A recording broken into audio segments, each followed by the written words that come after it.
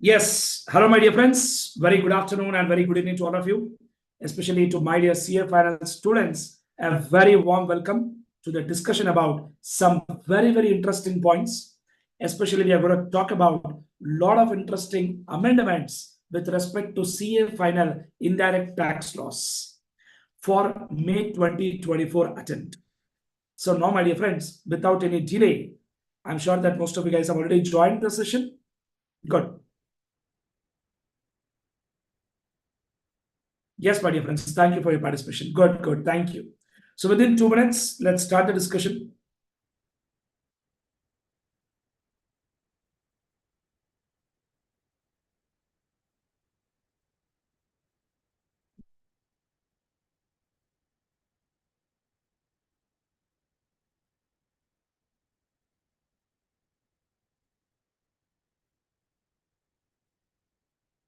Good. Hello, my dear friends. Very good evening. This is Shiva Teja back again from Indigo land to discuss with you about some interesting amendments which have come up with respect to CA final indirect tax laws for May 2024 attempt. Now, as you are aware, every 6 months we get to see some significant notifications and circulars with the exam. And now for a May 2024 attempt, the significant notification circulars which have come up to 31st October 2023 are applicable for May 2024 exam. Now, we have diligently ensured that in our videos, what we have got, everywhere we have updated all the amendments. But this particular session is to highlight all those interesting amendments which have come up in the examination for May 2024 attempt. Because it's all set and done, my dear friends. What happens is a lot of times RTP questions and all will majority questions be based on amendments as such. So it is very important that student has got a very good clarity of thought on the amendments so that some good questions will come in the exam from amendments and will score some good number of marks. Now, as you all are aware, under new syllabus from May 2024 onwards, with respect to indirect tax laws, which is nothing but your paper 5, your paper 5 is divided into two parts: 80 marks of GST, 20 marks of customs and FTP. Earlier it used to be 75 and 25, but under new syllabus scheme onwards, from May 2024 onwards, it has been changed to 80 and 20. It is not 75 and 25, it is 80 and 20. Now, when I say 80 and 20,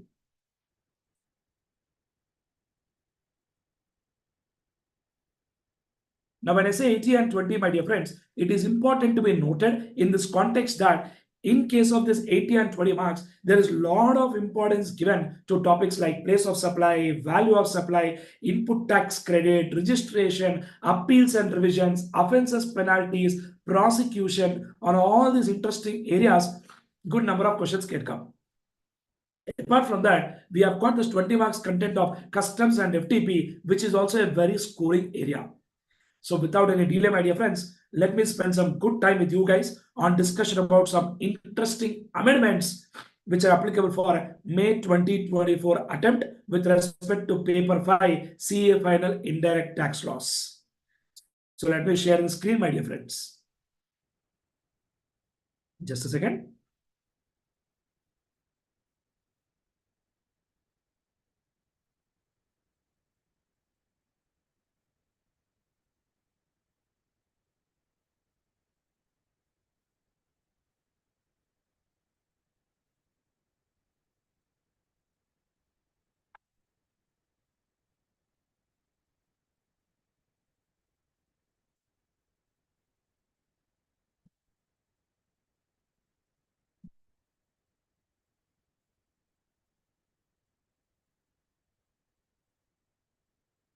Good. Friends, I'm sure the screen is visible for all of you. Can you just please confirm so that I can confidently proceed? Please confirm that the screen is visible for all of you.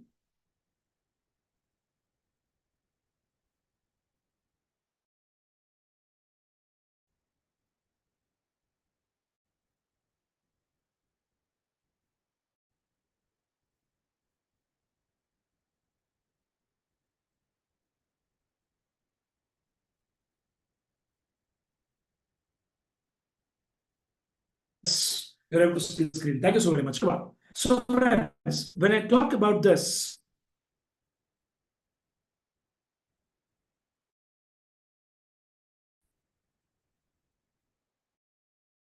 is lost.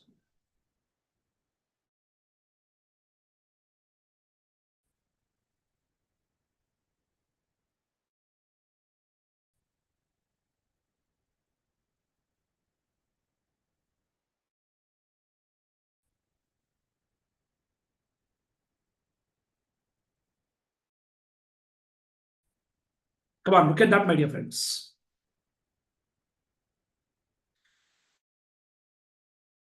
Tax loss paper file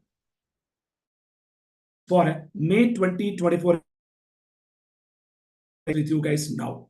So get ready for the discussion, my dear friends. So without and discuss all the interesting points. So I want your utmost concentration for next some time so that you are fully amendments. See that. Chapter amendments. So it'll be easy for us to understand them comfortably and then become perfect, my dear friends. So see the first point with called supply. We all know that supply concept is dealt by section 7 and section 8 deals with the concept of taxability of component supply and mixed supply. Very, very important discussion. And in that we know that there is schedule 1, schedule 2 and schedule 3. Schedule 1 talks about transactions which are regarded as supply even though there is no consideration. Schedule 2 talks about what are regarded as supply of goods, what are regarded as supply of services. And schedule 3 talks about are neither regarded as supply of goods nor regarded as supply of services. Like this, some interesting points are there in section 7, my dear friends. So now let's look at the amendments which are made in the context of supply. First, schedule 3, entry 6 has been amended. First of all, what is entry 6, my dear friends? Schedule 3 clearly 6th point says actionable claims other than betting, gambling, lottery. This was the point which was there once upon a time. But that means what did they say? Actionable claims are covered in definition of goods, but on actionable claim, GST will not apply. But the language was actionable claim, gambling, lottery. That means on betting, gambling, lottery, GST was applicable. But now they made an amendment and changed the language of the law, where they changed it to actionable claims other than specified actionable claims. Now the language is what, my dear friends? Actionable claims other than specified actionable claims. That means on specified actionable claims, GST will apply. Now what is covered in specified actionable claims? Betting, casinos, gambling, horse racing, lottery, or online money gaming. So what is the point is that earlier what was taxable is only betting, gambling, lottery. Now what is taxable is betting, gambling, lottery,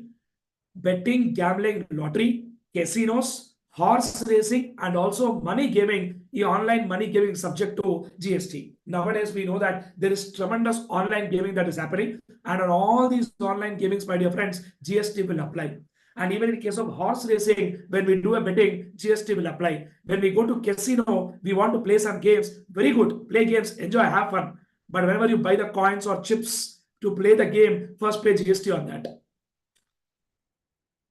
Getting the point? So earlier what was taxable was only betting, gambling, lottery. But now what is taxable is betting, gambling, lottery, horse racing, then casinos. The last latest point is that online money gaming. So on all these points, GST will apply. So that is an interesting amendment that is supposed to be noted. Next point. Clarification on taxability of supply of food and beverages at cinema hall. Taxability of supply of food and beverages at cinema hall. So when we go to theater, we all know very clearly that we might purchase some food articles during the break or at the start of movie or at the end of the movie, something like popcorn, French fries, something like that. Now they have clarified very clearly that on all these popcorns, French fries and all, what you buy at cinema theater, it is as good as the food counter is acting as a restaurant service.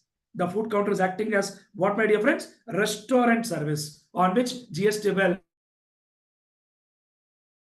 the point.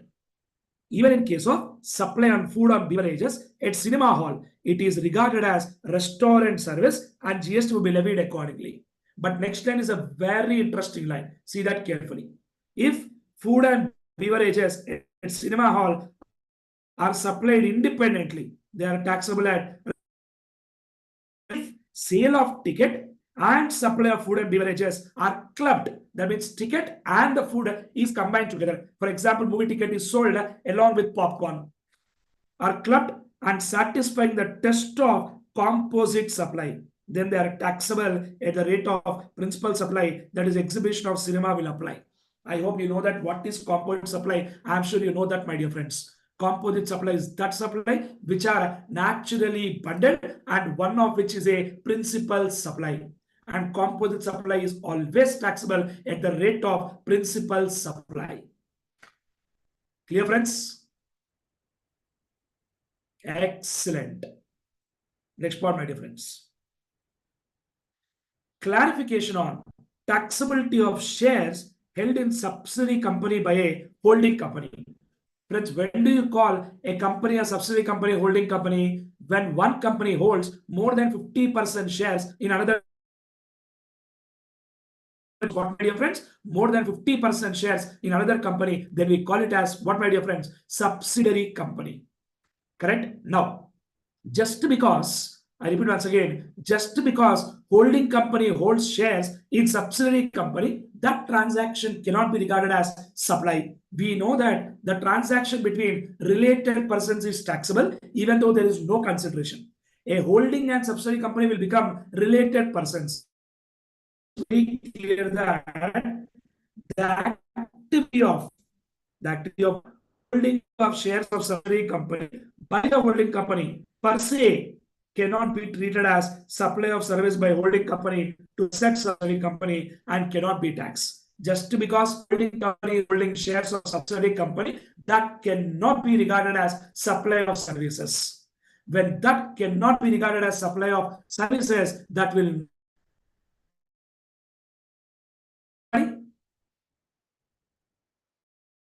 Come on, please reply.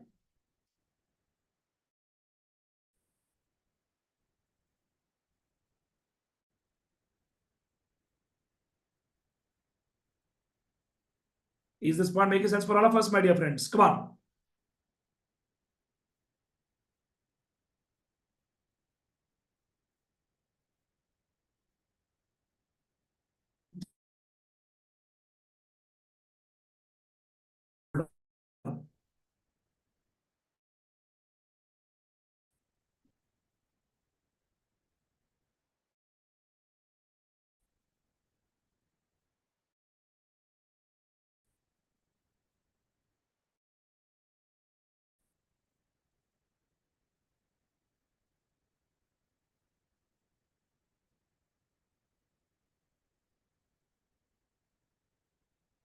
I'm sure now it will be very clear for all of you.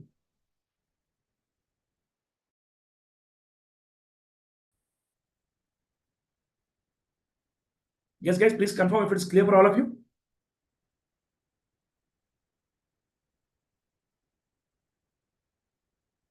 Yes, better. So that is the story of shares held by holding company and subsidiary company. Just because holding company holds shares in subsidiary company, that transaction cannot be regarded as supply. So that's an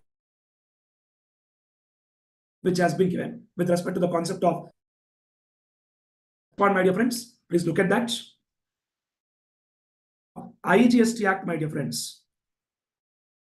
Called zero rated supply. Friends, what is zero rated supply? We know very clearly what is rated supply. Zero rated supplies are those which we do not pay output tax, but we still input tax. And there are only two transactions covered in zero rated supplies, my dear friends. Number one, exports. Number two, supplies to SEZ.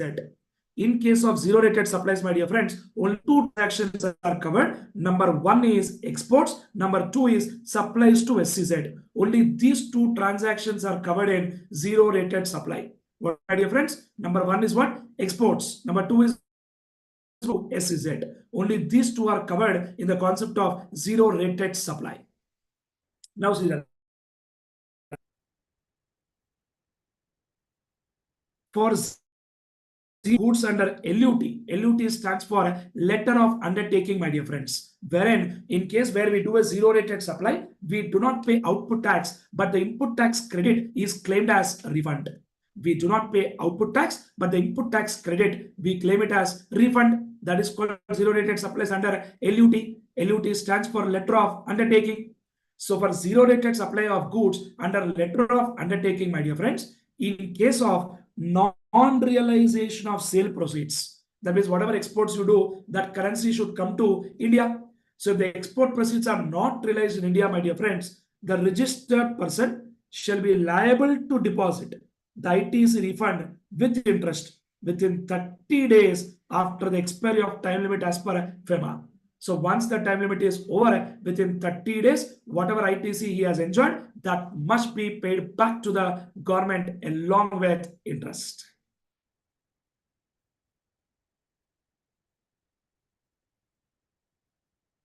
Also, government is empowered to notify class of persons who may make zero-rated supply or class of goods or services which may be exported on payment of IGST and claim refund thereof. So government has got power to notify with them what are the cases where we can claim refund. Friends, are we clear? Everybody, please confirm. Is the voice audible for everyone?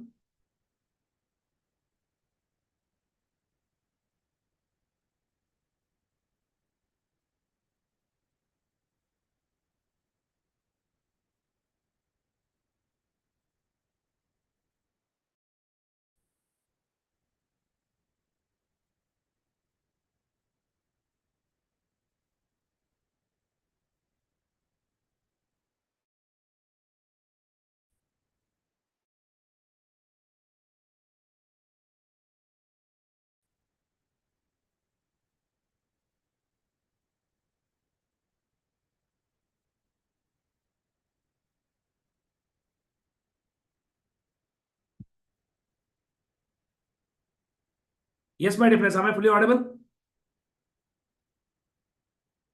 Yes, good. Thank you so very much. So let me share your screen, my dear friends. Come on.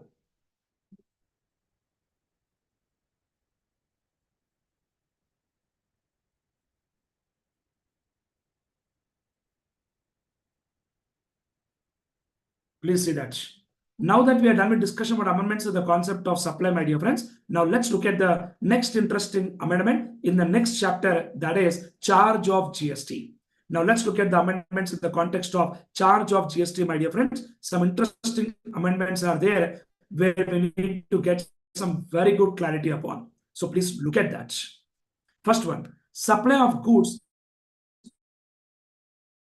which are taxable under reverse charge, my dear friends. Government has notified some list of goods which are taxable under reverse charge. In fact, my dear friends, already we know that there are some list of notified services which are taxable under reverse charge mechanism. Reverse charge mechanism is those cases where supplier is not liable to pay GST, recipient is liable to pay GST. In this context, my dear friends, they have also notified some list of goods where supplier is not liable to pay GST, recipient is liable to pay GST. This was never a part of syllabus earlier, but now they made it as a part of syllabus for CA final students, where they have specified what are the list of the goods which are taxable under reverse charge mechanism. Let's look at that. Come on, friends, first one. BD leaves. BD leaves is also called as tendu leaves, my dear friends. BD leaves, tendu leaves by agriculturist to a registered person. Next point. Cashew nuts. Cashew nuts, my dear friends, cashew nut, which is not shelled or peeled. That means it is in raw form. It is not shelled or peeled. It is in raw form by agriculturist to a registered person. If it is by agriculturist to a registered person, only then it is covered under RCM. Next point. Essential oils. They have covered oils like menthia oil, spearmint oil. They have covered all these kind of oils other than citrus. Other than citrus. Essential oils by an unregistered person to a registered person. That is also covered under RCM. Raw cotton. Friends, what is that, my dear friends? Raw cotton by an agriculturist to a registered person. Even that's covered under RCM. Next point, very important point. What is that line, my dear friends? Come on, please. Supply of lottery by state government, union territory, local authority to a lottery distributor or selling agent. Friends, this line is an interesting line. Please observe that line. Come on. What did they say? Supply of what? Supply of lottery. By what? State government, union territory, or local authority to a lottery distributor or selling agent. Lottery tickets are sold by state government to a lottery distributor or selling agent. Next line. Used vehicles, seized and confiscated goods, old and used goods, waste and scrap by central government, excluding Ministry of Railways, state government, union territory, local authority to a registered person. What is the meaning of this point? For example, my dear friends, a lot of times you know that government seizes vehicles. When government has seized the vehicles or they have confiscated the vehicle, they'll keep it for some point of time so that somebody will come and claim that vehicles. But imagine nobody is coming to claim that vehicle. If no person comes to claim that vehicle, what government will do is they'll sell off that vehicles. They'll sell off that vehicles. And if the vehicles are sold to a registered person by the government, then who is liable to pay GST is registered person, because the transaction is covered under reverse charge mechanism. Next point. Tobacco leaves by an agriculturist to a registered person. Priority sector lending certificate. Friends, what happens in priority sector lending certificate is, let me tell you in simple terms what happens in that. So RBI has clearly specified that every bank is supposed to give, out of the total loans what they give, the specified percentage of the loan should be given to the priority sector like agriculture, manufacturing, startup and all. So now let us say for example, there is a bank, they are supposed to give 100 crores loan to agriculture. Let us say they have given 120 crores loan to agriculture sector.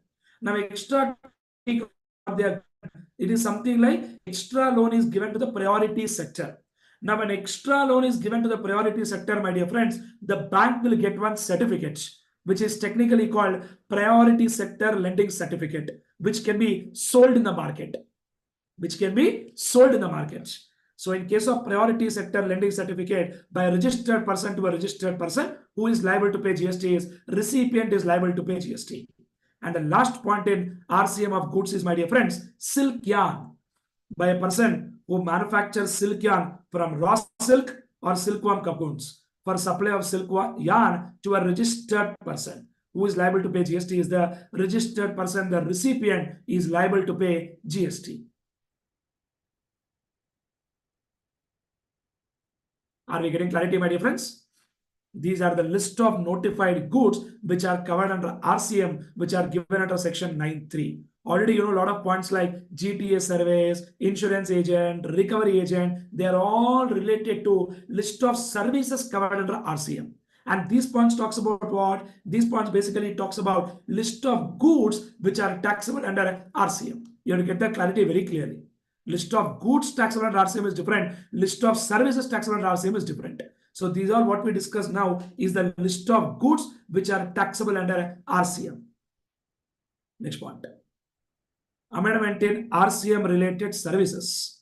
Now all services supplied by Ministry of Railways, also called Indian Railways, shall be liable for forward charge mechanism. That means the concept of reverse charge mechanism will not apply when service is given by whom, my dear friends? Ministry of Indian Railways.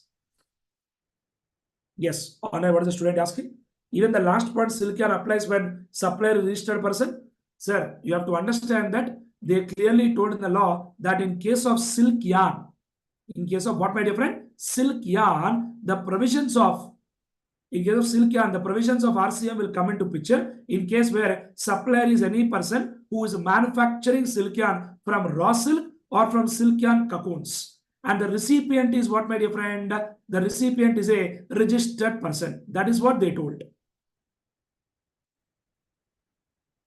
You got my point, my dear friend? So they never use the word registered person as such. Clear? Supplier is any person who manufactures silk yarn from raw silk or silkworm cocoons for supply of silk yarn to a registered person. So even if supplier is registered person, my dear friend, still RCM can come into picture. That is what is the point you have to note it. Next. Section 5 and proviso amended. That is with respect to imports. Import of specified actionable claim. What is the specified action which we are talking about? Online money gaming will be taxed under IGST. Of course, it is import as IGST as import of goods without applicability of customs duty. Why will you apply customs duty? It is something like an intangible asset. On intangible assets, you can't apply customs duty. We'll apply customs duty only for physical goods. So on these goods, my dear friends, we will not go to apply customs duty. But for online money giving, IGST will apply. Next point. Reverse charge under IGST on notified goods and services. See that line. Transportation of goods by a vessel. Transportation of goods by what? Transportation of goods by a vessel from a place outside India up to customs station of clearance in India shall not be liable to RCM. In fact, once upon a time, this point was covered under reverse charge mechanism, but they have removed that point now. That means what is that they have specified now? Transportation of goods by a vessel. Transportation of goods by vessel from a place outside India up to the customs station of clearance in India is not liable to tax under RCM. When I say it is not liable to tax under RCM, that means what is going to happen? It is taxable under forward charge mechanism. There is no point that it is not taxable. It is taxable, but it is taxable under forward charge mechanism. Next point. Clarification on taxability of services supplied by director of a company in his personal capacity. So the point is very clear, my dear friends. Generally, we know that services supplied by director to a body corporate is covered under RCM. But here in this context, they have clarified that services supplied by director to a body corporate is covered under RCM only if the director is supplying service in his professional capacity. But if director is providing service in his personal capacity, then it is not taxable under RCM. Then it is not taxable under RCM. RCM story will come only when it is only when it is transferred, only when the service is provided in professional capacity. Getting my point, everybody? All of us, come on, please reply. In case of director to body corporate, my dear friends, RCM provision will come into picture only and only when service is supplied by director. Service is supplied by whom? Director to the body corporate in professional capacity. But if it is supplied in the personal capacity, my dear friends, the provisions of RCM will not apply.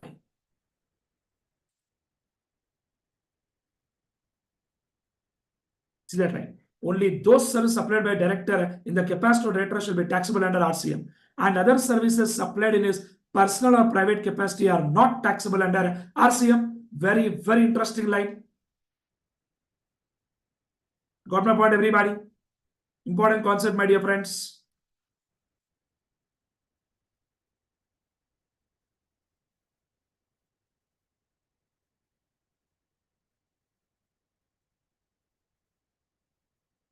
Everyone, please reply, come on.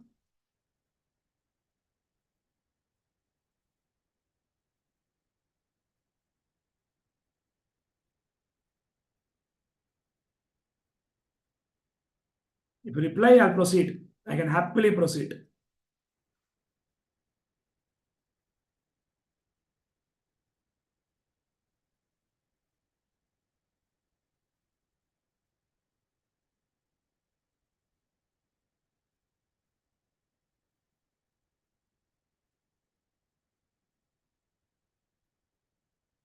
Yes.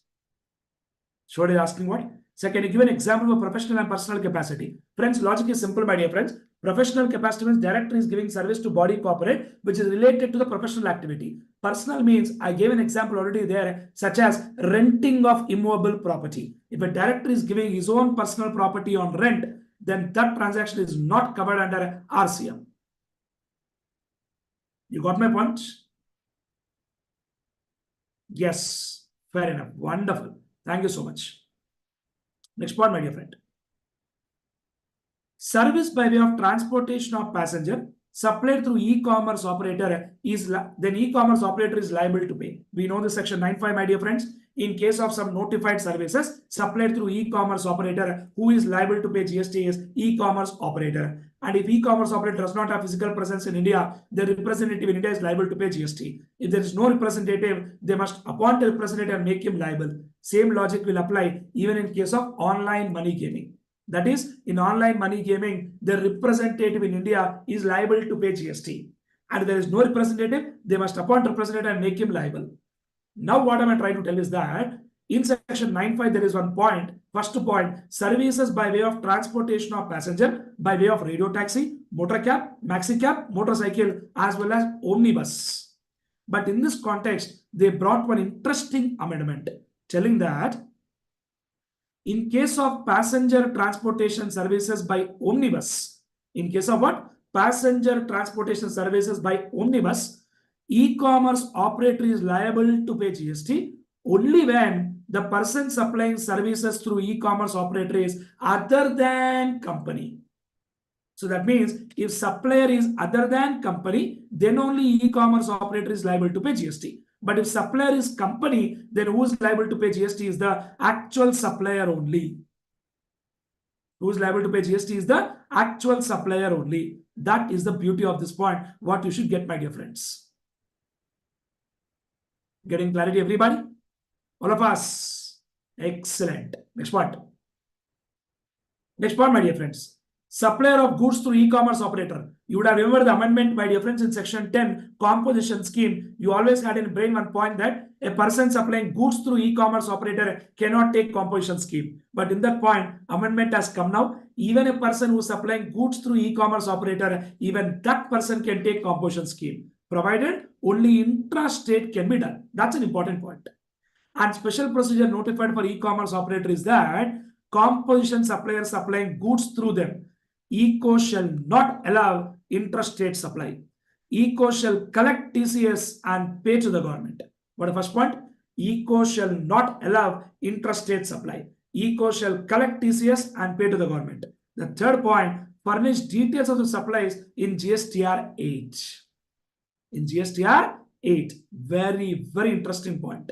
So in simple terms, to summarize, my dear friends, once upon a time, the concept was that any person who is supplying goods through e-commerce operator was not allowed to opt for a composition scheme. But now the amendment has come up, and after the amendment, what is the point is that a person supplying goods through e-commerce operator, even that category of person can take composition scheme. But a condition is that he can only do intrastate. Because if he is doing intrastate, my dear friends, we know that in case of intrastate taxable supply of goods, registration is mandatory as per section 24.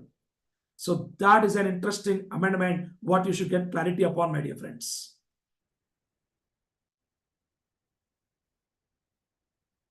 Getting clarity, everybody, please reply.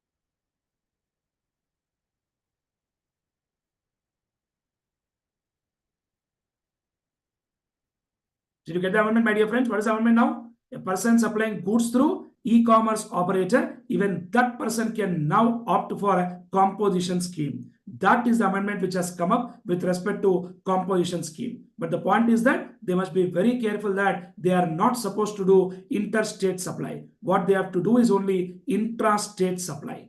That is the very, very, very interesting amendment, what you have to make note of, my dear friends.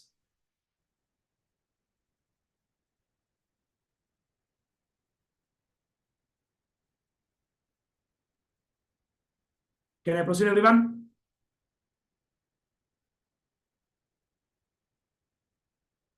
Good. Thank you so very much for the participation. Next point. Exemptions. Some interesting amendments in exemptions topic, my dear friends. Services provided to a governmental authority. Service provided to a governmental authority by way of water supply, public health, sanitation conservancy, solid waste management, slum improvement and upgradation shall be exempt. What is the services covered, my dear friends? Service provided to a governmental authority by way of water supply, public health, sanitation conservancy, solid waste management, and slum improvement and upgradation, these all services provided to the governmental authority shall be exempt. Very, very interesting amendment.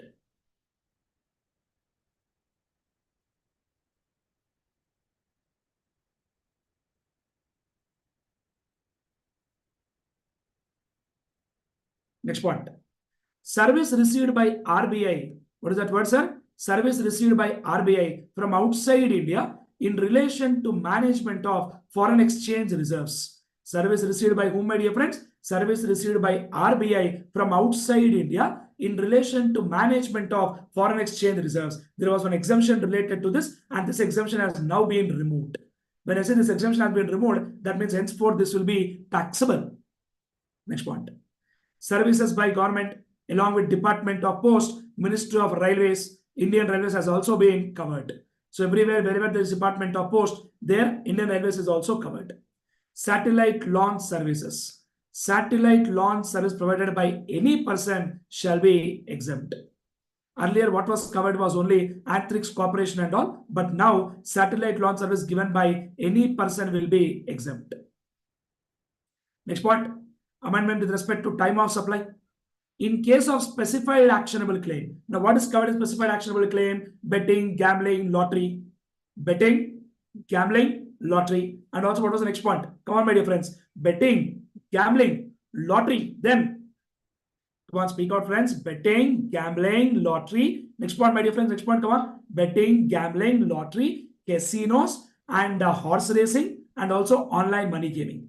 So, in case of specified actionable claim, tax shall be paid at the time of receipt of payment for such supplies by supplier. That is, even on advances, we are liable to pay GST. This point is important because generally, in case of goods, there is no requirement to pay GST on advances. But in these cases, my dear friends, GST is definitely required to be paid on advances also. Next point. Place of supply. New clause inserted for a sale made over the counter in one state and transported to another state by the buyer, where the address of unregistered person is recorded in the invoice. Place of supply is the location as per address. And if the address is not recorded, place of supply will be location of supplier. And simply mentioning the state of unregistered person, I repeat once again, simply mentioning what? State of unregistered person instead of complete address, that would be sufficient.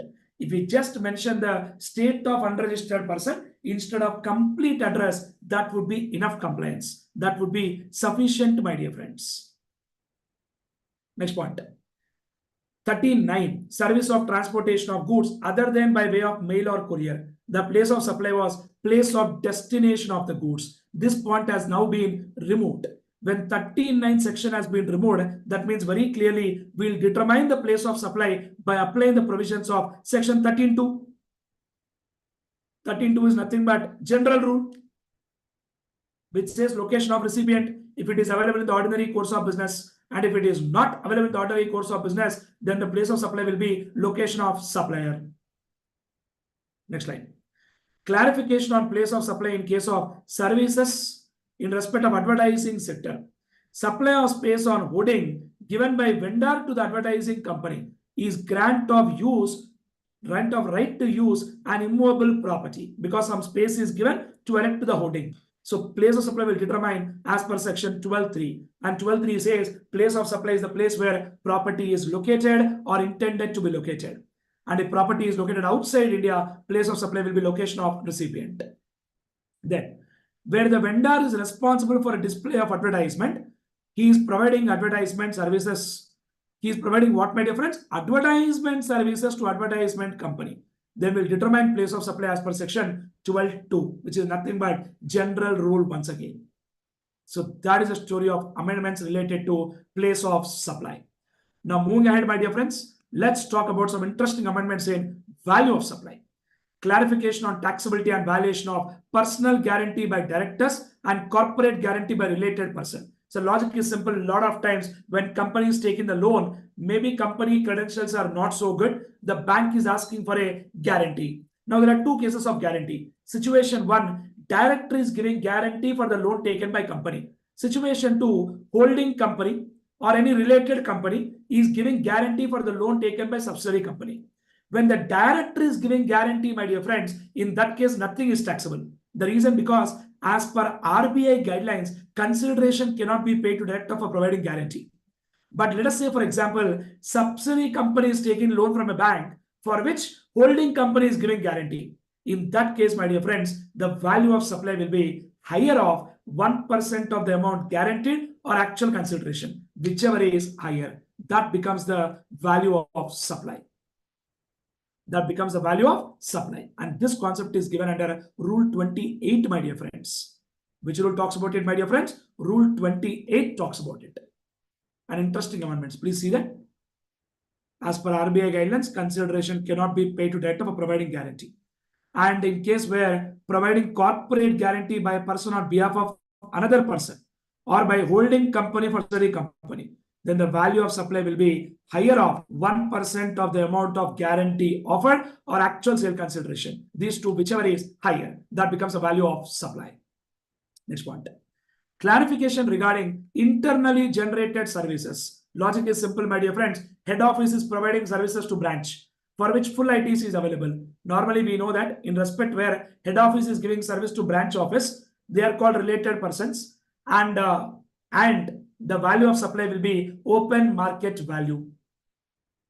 Open market value. But if recipient is eligible for full credit, what will happen, my dear friends? Invoice value shall be deemed to be open market value. I hope we know this point, everybody. Exactly. See this line. And in respect of internally generated services provided by head office to branch offices, the cost of salary of the employees of the head office involved in providing the said service is not mandatory required to be included. At whatever cost they want to bill, they'll bill it. It is their choice. While computing taxable value of services, even in cases where full ITC is not available to the concerned branch office. An interesting point, my dear friends. Next point. Value of supply in case of online money gaming. So logic is simple. Whatever money we put for playing that online game, on the entire money GST will apply. In simple terms, the total amount which is paid or payable or deposited with the supplier, whatever amount we deposited, on that GST will apply. And any amount returned or refunded by the supplier to the player shall not be deductible from value of supply. That's a very interesting line you have to observe there. Any amount returned or refunded by the supplier to the player will not be deductible from value of supply. So whatever amount is paid or payable or deposited with supplier, on the entire value, my dear friends, GST will apply. Next point. Value of supply of actionable claims in case of casinos. Whatever amount we pay for purchase of tokens, chips, coins, tickets, or for participating in any event, including game, scheme, competition, on all that, my dear friends, GST will apply. But whatever amount is returned or refunded by the supplier to the player, that will not be deducted from value of supply. That's an interesting point. Come on, friends. Next topic, input tax credit. In that section 17.5 block credit. Very, very interesting amendment. One new clause they brought in telling that in case where any goods or services are procured which are being utilized for the purpose of activities related to CSR, that is your corporate social responsibility. In that case, my dear friends, ITC shall not be allowed. ITC shall be blocked on goods or services or both received by a taxable person, used or intended to be used for activities relating to CSR. Next point. Value of exempt supply under Rule 42-43. What is Rule 42? Rule 42 is apportionment in case of inputs and input services. Rule 43 is apportionment in case of capital goods. Shall now also include supply of warehoused goods. What goods, beta? Warehoused goods to any person before clearance for home consumption. And what will the value will take? Value of supply of goods from duty-free shops at arrival terminal in international airport to the incoming passenger.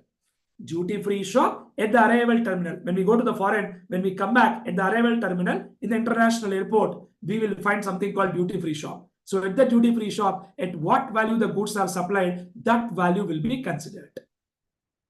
So that's the end of story for amendments related to input tax credit.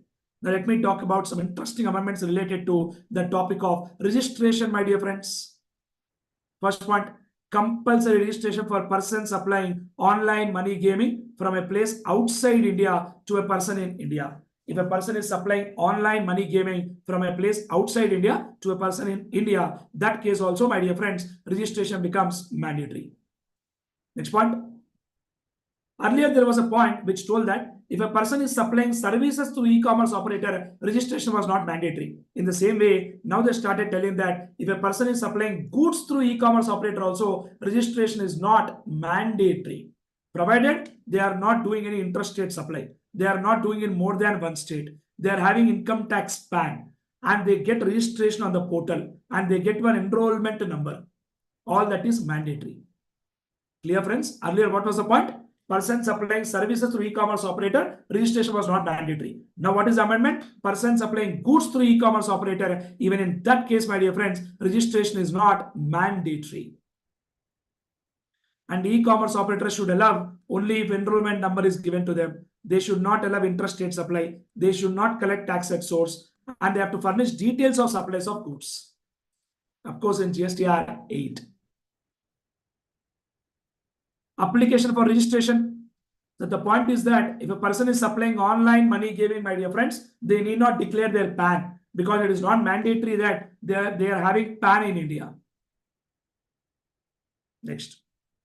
Verification of application and approval amended to omit the words in the presence of the said person. Earlier, they told that in case of physical verification of business premises, it is mandatory that the person must be physically present. That point they have amended now. That means now they specified that even if the person is physically not present also, it is still okay.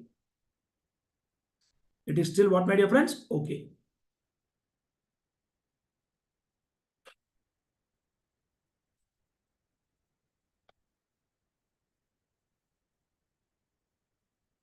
Make sense, my dear friends? Good. Next. Rule 10A. Furnishing of bank account details amended. Important point, my dear friends, because of a simple reason that practically when we go to the bank to open a bank account, bank is asking for a GST number. And if you want to take GST registration, GST department is asking for bank account details. There is a conflict of interest. So for that reason, they brought an interesting concept telling that first you get registration done. Subsequently, you can update bank account details. And you have to update bank account details within 30 days from the date of grant of registration. With how many days, my dear friends? 30 days from the date of grant of registration or before furnishing GSTR 1 or using IFF, whichever is earlier. So within 30 days from the date of grant of registration or before furnishing GSTR 1, whichever is earlier. Within that period, you have to update your bank account details. And if you don't update, my dear friends, let me tell you, registration will be suspended. And after you update, they will revoke that suspension. Physical verification of business premises. If verification is being done after grant of registration, report is to be uploaded within 15 working days post verification.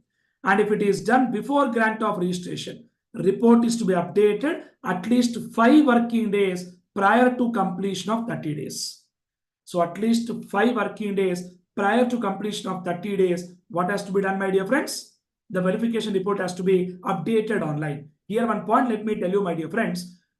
Generally, physical verification is conducted by the officer if Aadhaar authentication is not done or Aadhaar authentication is done, but officer is of the opinion that physical verification is mandatory to be done before granting of registration. And let me tell you, in lot of states nowadays, it has been made mandatory to do physical verification and then only grant registration. That has become very, very common in many states, my dear friends.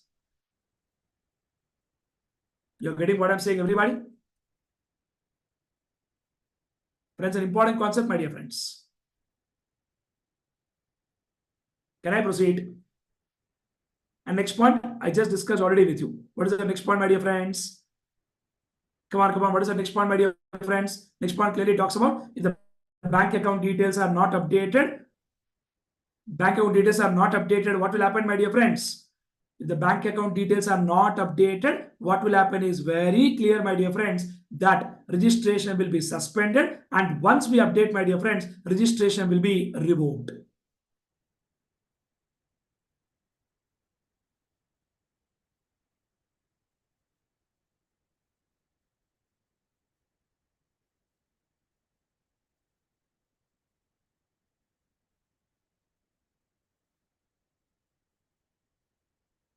Clear, everyone?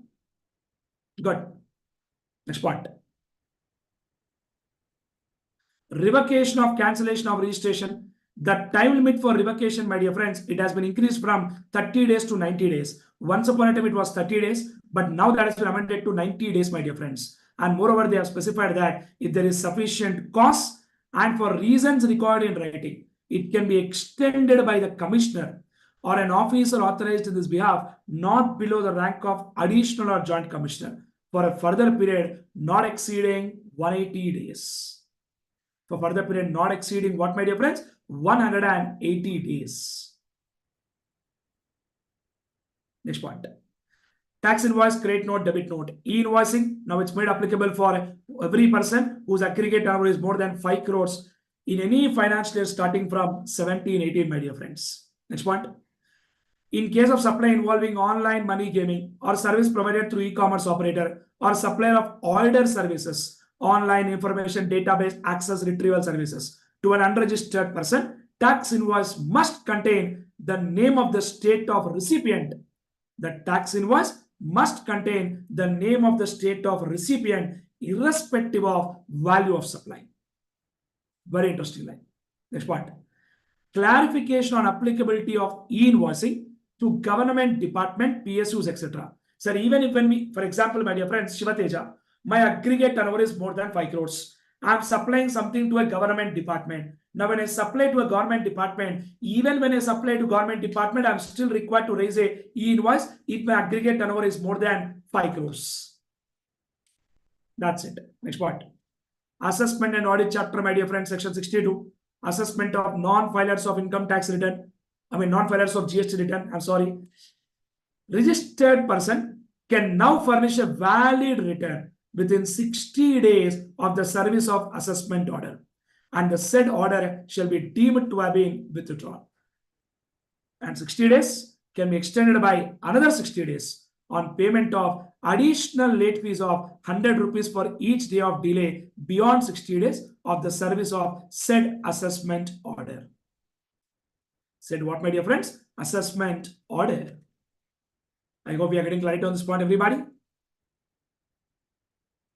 Come on, friends, please reply. Which section all this, my dear friends? Section 62, which clearly says what? In case of what? Non-filers, my dear friends, if you file the return within 60 days from service of assessment order, order will be withdrawn. And the said period of 60 days can be extended for a further period, another maximum 60 days. Next point. Payment of tax. I'm talking about interest, my dear friends. For example, we know that whenever we utilize wrong credit, interest will come only when the wrong credit what we have availed has been utilized.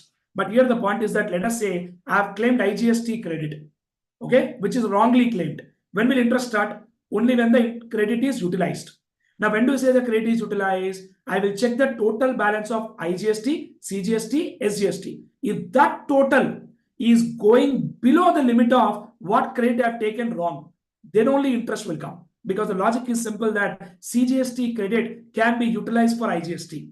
SGST credit also can be utilized for IGST. The balance of ITC in credit ledger under the heads of IGST, CGST, SGST taken together has fallen below the amount of wrongly availed ITC. But for that purpose, my dear friends, we are not going to consider credit of GST compensation cess, because GST compensation cess can be utilized only and only for payment of GST compensation cess. Next slide. The details of TCS furnished by e-commerce operator in GSTR 8 shall be made available only to registered person, as supplies by unregistered person do not attract TCS. Common sense point. Next point. Additional cases where registered person is debarred from furnishing details of outward supply. That means he can't file GSTR 1. For example, in one particular month, let us say for the month of July, what has happened is credit in 2B is 2 lakh, but he has taken the credit of 2,20,000. There is a variation. Notice is coming nowadays automatically, saying that in 2B it is only 2 lakh. Why did you claim more? Explain the reason, or you pay the difference. And if you don't do any of that, next month we will not allow you to file GSTR1.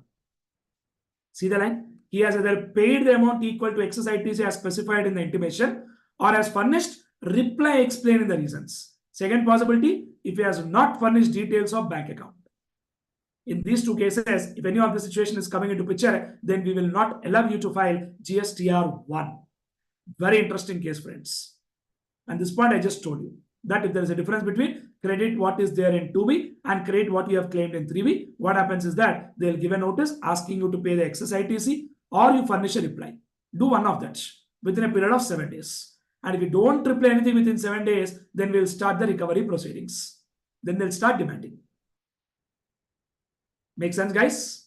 Good. Next point. Few more small points left out to talk. Refunds. Refund by CTP NRTP shall be claimed only after the last return required to be furnished by him has been furnished. Unless he files the last return, my dear friends, he cannot claim refund. He cannot claim what, my dear friends? Refund.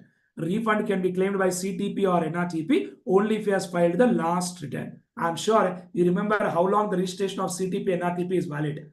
Registration of CTP NRTP is valid for the period specified in the application or 90 days, whichever is earlier. And that period can be further extended for another maximum 90 days. But there is a concept called payment of advance deposit of tax. I hope you remember that all the points, my dear friends. Are we clear till now? Please reply.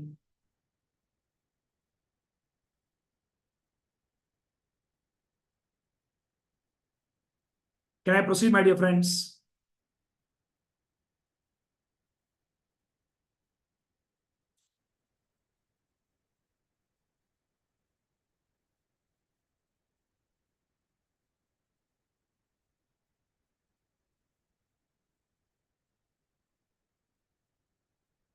Come on, friends, I'm waiting for your answer.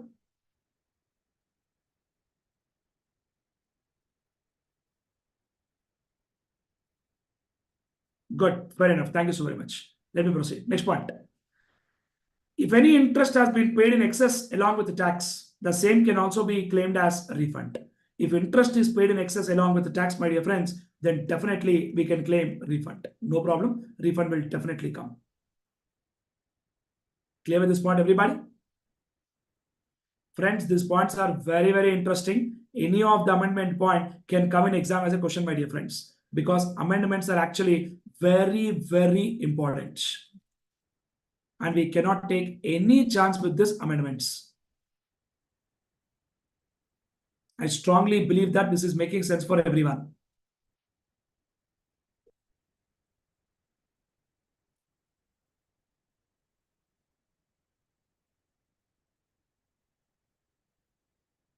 Can I proceed now?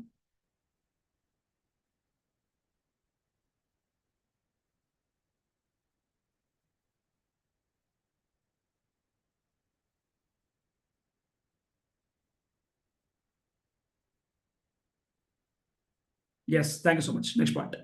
Order sanctioning interest on delayed refund. The period of delay beyond 60 days for which interest is payable shall not include any period beyond 15 days of receipt of notice in RFD 08, which the application takes to reply in RFD 09 or submit additional documents or reply. So whatever time that assessee is taking or the taxpayer is taking, that will not be considered. Any period of time taken either by the applicant for furnishing correct details of the bank account to which refund is to be credited, or for validating the details of bank account so furnished, where the amount of refund sanction could not be credited. Next slide. Accumulated ITC is linked to GSTR 2B instead of GSTR 2A. Of course, my dear friends, no doubt about it. Manner of calculation of adjusted total turnover. So the point is that last time itself we discussed an amendment that in case of goods exported out of India, the value will be FOB value declared in the shipping bill or value declared in the invoice, whichever is lower. I repeat once again, FOB value declared in the shipping bill or the value declared in the invoice, whichever is lower. So what value we will consider for export turnover, the same value we have to consider for the purpose of adjusted total turnover also. So while calculating adjusted total turnover, the value of goods exported out of India will be included will be same as determined as per explanation. So what value will take for export goods? The same value will take for the purpose of determination of adjusted total turnover. Very, very logical point actually. Next point. Demand and recovery. I'm talking about something called provisional attachment, section 83. Encumbrance, that is a charge or the provisional attachment, my dear friends, that can be removed on return instruction of commissioner to this effect. On what, my dear friends? Return instructions of commissioner to this effect, or on expiry of 1 year from the date of issue of order of provisional attachment, whichever is earlier. So in case of provisional attachment, my dear friends, encumbrance can be removed on return instructions of the commissioner or expiry of 1 year from the date of issuance of order of provisional attachment, whichever is earlier. Online some student is asking, sir, will you share this PDF? Don't worry, we'll attach the link of this PDF and we'll also put this PDF in free resources under Indigo website. Don't worry. Next. Appeals and revision. Appeal shall be filed. Appeal shall only be filed electronically, not otherwise. Clear, friends? But appeal to the appellate authority may be filed manually, my dear friends, along with the documents only if commissioner has so notified, or the same cannot be filed electronically due to non-availability of the decision or order to be appealed against on the common portal. So the order is not visible online. Then what can be done? I'll file it manually. And commissioner has notified that you file it manually. Then I also will file it manually. Next point, 132, my dear friends. 132 is what? Offenses. I'm talking about something called prosecution. How many times they'll put in jail? Obstruct clause G, J, K has been omitted. That is, obstructing officer, tampering evidence, or failing to supply or supplying false information will not attract imprisonment. These points have been removed now. And also to attract imprisonment now, the amount of tax evaded or ITC wrongly availed or refund taken should exceed 200 lakhs. And in case of offense under clause B, that is, issues invoice or bill without supply of goods or services or both, the person shall be imprisoned if the tax evaded exceeds 100 lakhs. That means imprisonment will normally come when the tax evaded is more than 200 lakhs. But even if it is more than 100 lakhs also, imprisonment will come in case where the person has issued invoice or bill without actual supply of goods or services or both. Very, very interesting amendment.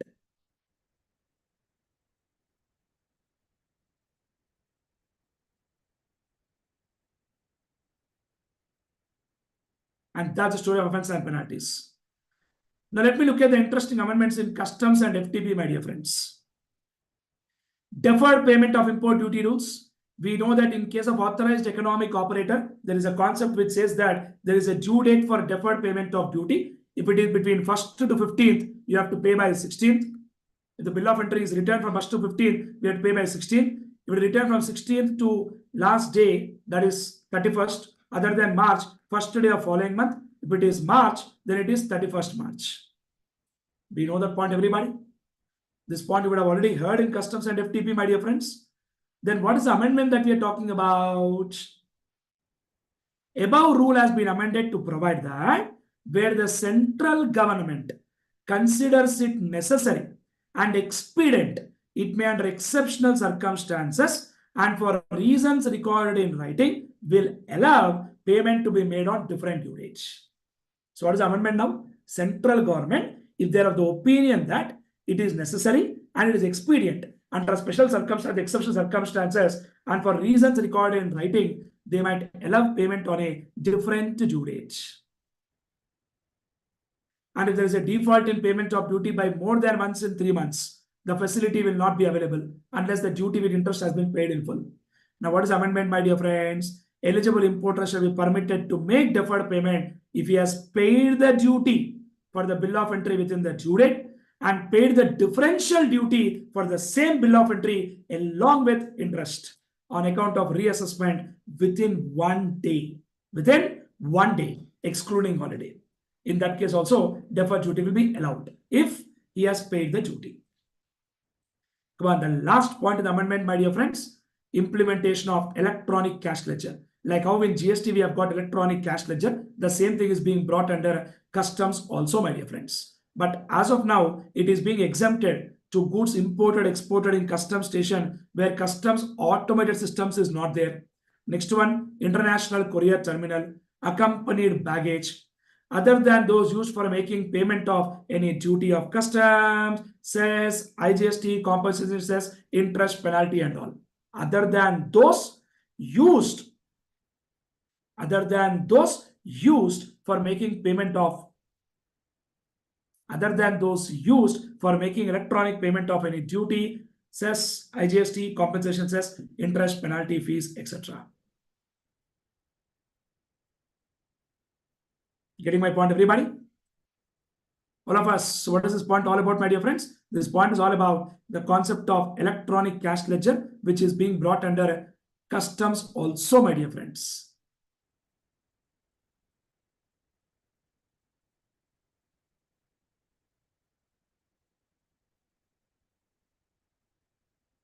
And last point, more for your knowledge, with effect from 1st December 2023, my dear friends. Since it is December 2023, I wrote it separately because amendments up to 31st October 23 are only applicable for May 24 examination. With effect from 1/12/2023, payments relating to courier shipments would be required to be done through cash ledger only, my dear friends.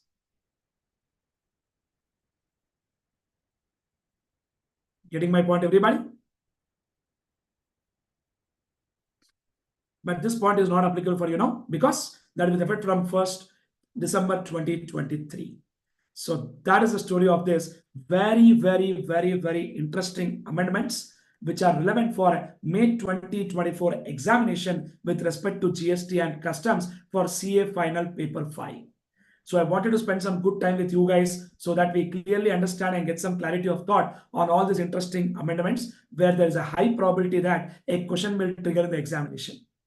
Clear, my dear friends? So now don't worry, we'll share this PDF in the Indigo and YouTube channel and also as an attachment to this particular video, my dear friends. You can feel free to download anytime and go through that. Any doubts you have, you can feel free to get back on Indigo and forums or any of the platforms. We'll be more than happy to reply. Thank you so very much, my dear friends. Wish you all success. Take care. Shiva Teja signing off. All the very best, my dear friends. Take care. Bye-bye. Thank you.